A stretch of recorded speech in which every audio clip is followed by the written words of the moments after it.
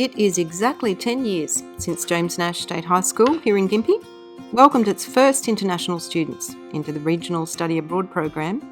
We bring students from overseas to study at our school for anything from a few weeks up to a year. My name is Deb Fredman. I work here at James Nash to bring the students into the country, find them host families to live with, help them settle into the school and then return them back to the airport, hopefully in one piece.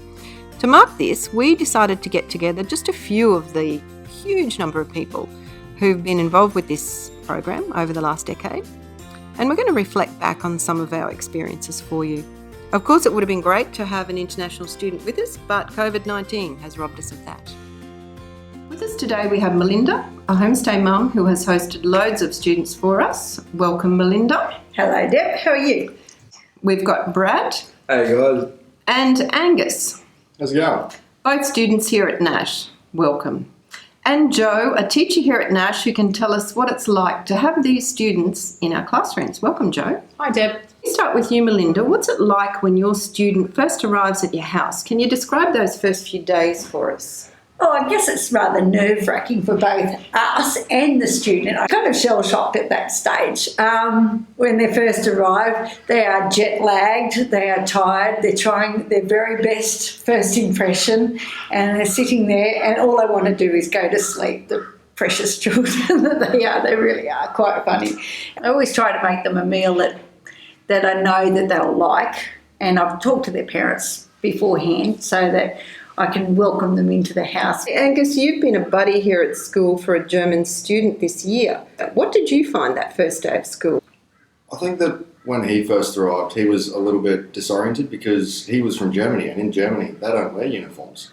So that was one of the biggest things that had to change for him. And then for me, it was sort of weird because I had to show him around classes and then try and help him get to know a few mates. And I found that really difficult, almost as difficult as trying to find me a group of friends when I first started.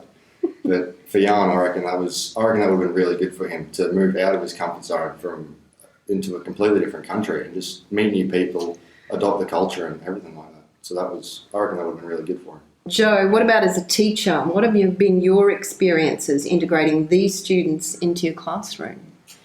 So most of the time they've come into my hospitality class, so we're very food orientated, and I've probably showed more excitement about learning their culinary skills and what they can show me. A lot of the time they don't know how to cook, but I think my favourite were the Norwegian students who taught me to make their version of porridge, except I kept forgetting the recipe, so every new Norwegian I'd have to relearn the recipe off them.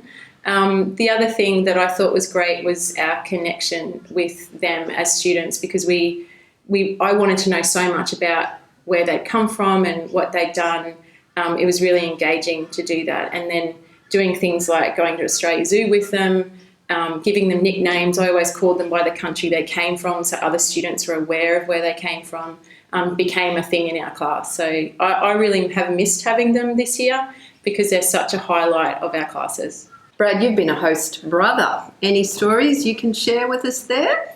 There are some good occasions you get when you have another older sister or brother. It's just another person to hang out with at home instead of just my other older brother. Do they count the spiders in their bedroom? That's something I've noticed. They have names for them. They do tend to kick and scream when they see a spider or insect or something like that. I do remember one occasion when the geek came home one night and there was cockroaches on the ground. Oh, they kicked and screamed and everywhere. Oh, it was a bit of a mess actually. Melinda, you've taken these students on camping trips. Tell us what that's been like. Oh, best thing since sliced bread, taking them on a camping trip. Especially a lot of these that come from the city. And we've had one that comes from right in the middle of Rome, so his idea is a couple of trees in the street, that's country for him. But he embraced it like you wouldn't believe. We did a trip, we called it the Roma to Roma trip. And we took him out to Roma, out to past Carnarvon Gorge, all the way up to Ellie Beach and back. And while we did this for him, it was really also for us as well. And that was just a great experience. Bradley, you can probably tell the experience of the lost wallet, because that was pretty cool. at a caravan park at Airlie Beach, and he dropped his wallet, and he came back to us at the campground, and he was like, "Oh, I lost my wallet. I'm never going to see this wallet again."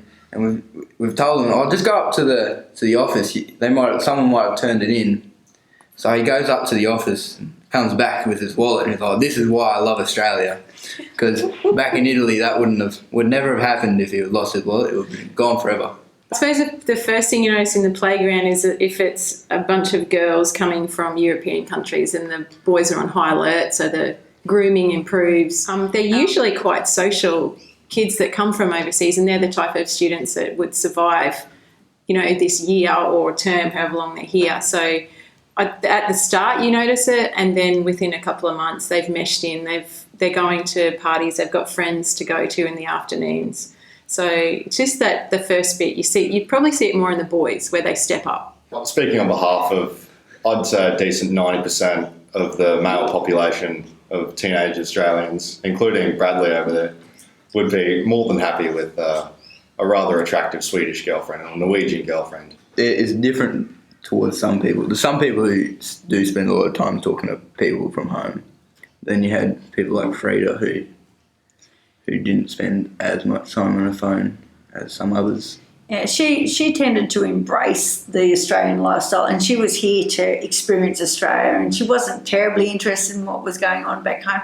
The earlier international students, we didn't have the internet for them to be able to spend a lot of time speaking. And you know what? I think that was actually to their advantage a lot of the time. I think they actually ended up benefiting greatly. Because we have such a small international student program here at James Nash, the international students integrate very well with the Australian students. Joe, have you noticed that in classrooms? Yeah, I have.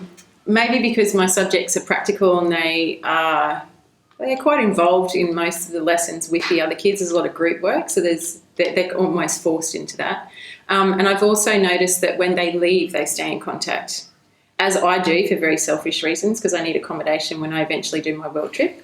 But, there's those special connections you make with kids. And one of my German exchange students, if she listens to this, she'll know who she is, Crazy Leah, hello out there.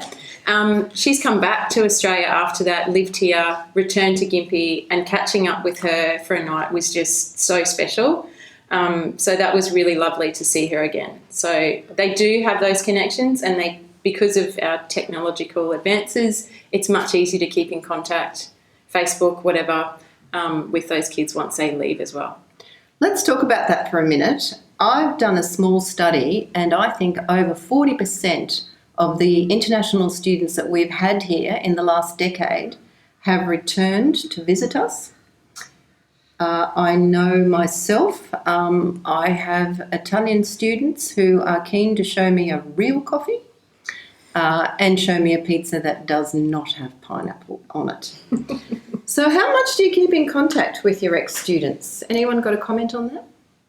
Oh, well, Messenger is our friend. They grow up and they have their own lives and things like that. Of course, our communication is not as regular as it was, but we still keep in contact with each other. I know Brigitte, she's just come back to Australia not that long ago, was it? And it was really beautiful. She was doing a world trip and came back specifically to see us, and it was like she never left. It was really beautiful. Joe, have you experienced any language problems in the classroom? Probably the biggest thing is the speed at which we speak with our accent. Melinda mentioned that they're not quite attuned to our Australian accent when they first come. So we have a lot of fun with that because we have cookery terms and we have, the types of foods we eat, and they're a complete denial that pineapple should be anywhere in any food that we eat, and being Queenslanders, it's everywhere. So with their language, I found that the verbal, they eventually hear our slang and understand it, and that improves. They always come with amazing written skills. So most of these kids have been learning English since grade 1 or prep or our equivalent, and they come in and they just excel. And I think because they're excelling at that sort of thing, then school becomes, the social part becomes their challenge, and that's what they focus on. But in terms of what they can do at school, they've been amazing. Brad, Angus, have you noticed anything with language, with communicating with these students? There's been a couple of occasions where you'd be talking pretty fast and they'd start looking at you pretty blankly and have no idea what you're saying. That you don't realise how Australian you sound until you're with these international students. They always have to tend to pull out their phone and Google Translate something sometimes. And it's pretty funny to watch, actually. Angus? I remember back to Jan's first day, and even his first sort of month, just showing him around the classes until he got to know the rooms. And it was always a struggle for him to keep up with how fast Australians talk. Like, I feel like in England or somewhere else that speaks proper English, as some would call it, that they would speak a lot slower. Whereas in Australia, we're sort of really fast-paced and we use slang such as arvo, servo, garbo, bricky, tradie. We shorten words because we're lazy, let's face it. I found their directness sometimes was refreshing, especially if they gave me some critiquing, some reflections on my cookery when they couldn't cook themselves. So that was maybe sometimes hard to take, but because it's usually a language thing, they don't realise that they're being so direct.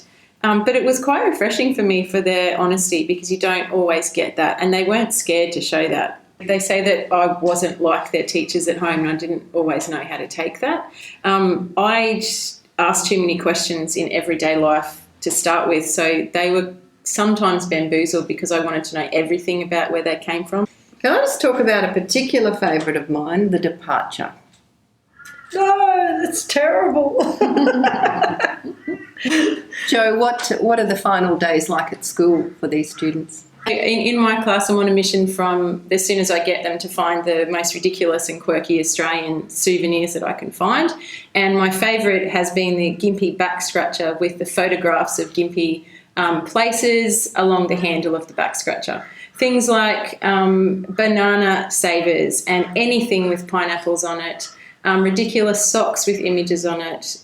That's my aim, to leave them with something little that they can actually fit in their suitcase, that will always remind them of their ridiculous hospitality teacher.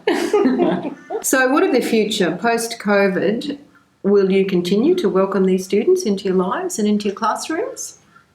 Absolutely. Absolutely. Best experiences we've had. Yeah, I really, really would like to continue on this path. Yeah, I've learned a lot from the international students that have come to Australia, and yeah, I do hope to learn a bit more from if they still come. It was really good having Jan here to show him around and sort of see him get used to Australia. So I'd really like to do that again if we were to get more international students here at James Nash. Definitely, I need more cook-offs. They show me what they can cook. I show them what ridiculous food we have here. And I really miss having them. This last 10 years has brought so much to our school, both our Aussie students and our international students. Can't wait for the next 10 years. This podcast has been produced by Deb Fredman and Fiona Willett on behalf of James Nash State High School, Miles Street, Gympie, Queensland, Australia. With thanks to our special guests, Melinda, Brad, Joe and Angus. For more information, visit our website, jamesnashshs.eq.edu.au.